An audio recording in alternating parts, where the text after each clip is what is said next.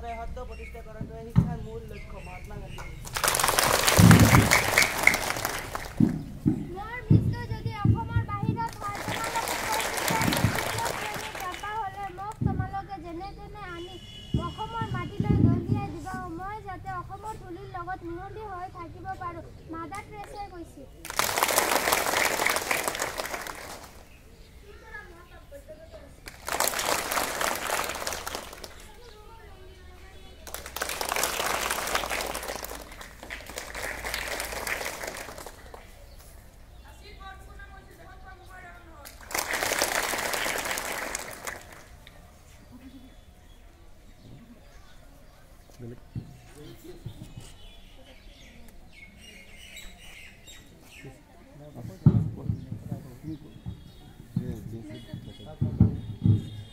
এতিয়া নেওতা কব ৰফিক।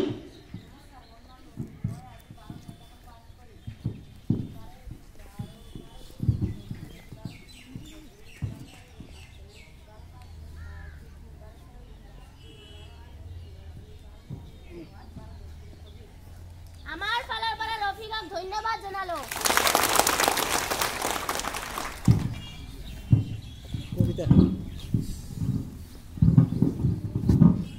এতিয়া হাতৰ কব আফছানা পাৰভিন।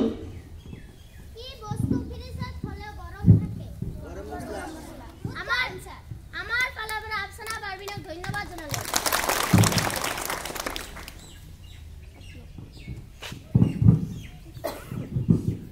এতিয়া কবিতা আবৃত্তি কৰিব মাজিয়া চুলতানা। নমস্কাৰ, মোৰ নাম মাজিয়া চুলতানা। মই এটি কবিতা আবৃত্তি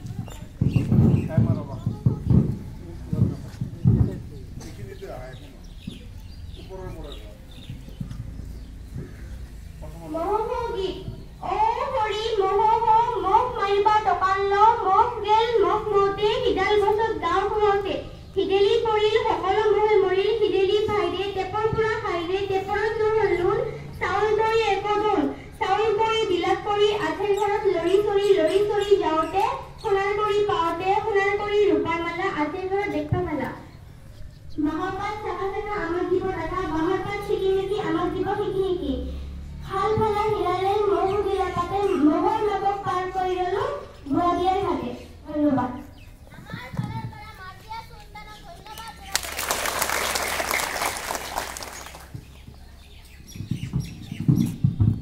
এতিয়া কুইজ কব মামনি আক্তাৰ। পৃথিৱীৰ কোনটো গ্ৰহক যমজ গ্ৰহ বুলি জনা যায়? আমাৰ ফালৰ পৰা মামনি আক্তাৰক ধন্যবাদ জনালো।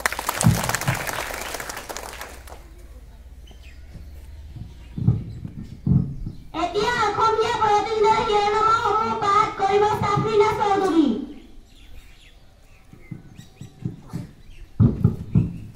অসমীয়া প্ৰতিদিন। অসমীয়া প্ৰতিদিন ভিন্ন শিতানৰ বঁটা আন শিতানক প্ৰদান কৰা তুমুল প্ৰক্ৰিয়া সাহিত্য সভাৰ দ্বিবাৰ্ষিক পাঠশালা অধিৱেশনৰ সামৰণি বন্দী বিদেশী শিক্ষাই বহিষ্কাৰৰ নিৰ্দেশ ৪ৰ্থবাৰ ৰাষ্ট্ৰপতিৰ ভাষণৰ ধন্যবাদ জনাবলৈ পাই মই কৃতজ্ঞ।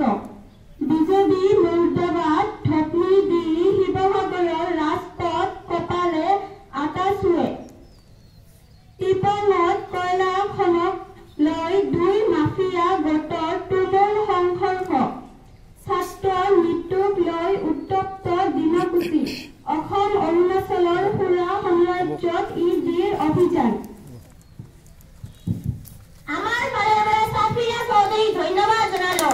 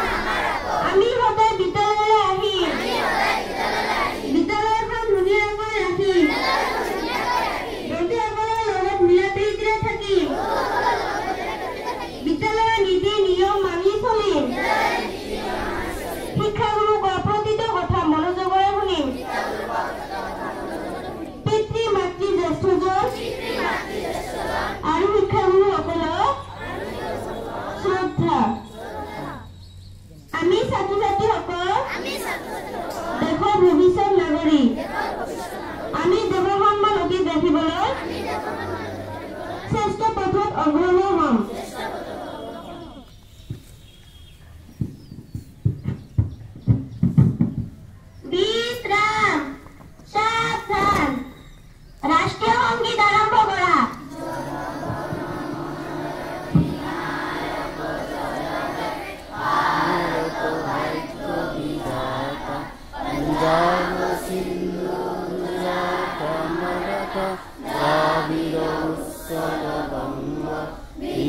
हिमाचल जमुना गंगा उच्चल जलधि तरंग तब शुभ नामे जागे तब शुभ आशीष मागे गाहे तब जय गाथा जनगण मंगलदायक जय हे भारत भाग्य विधाता जय हे जय हे जय हे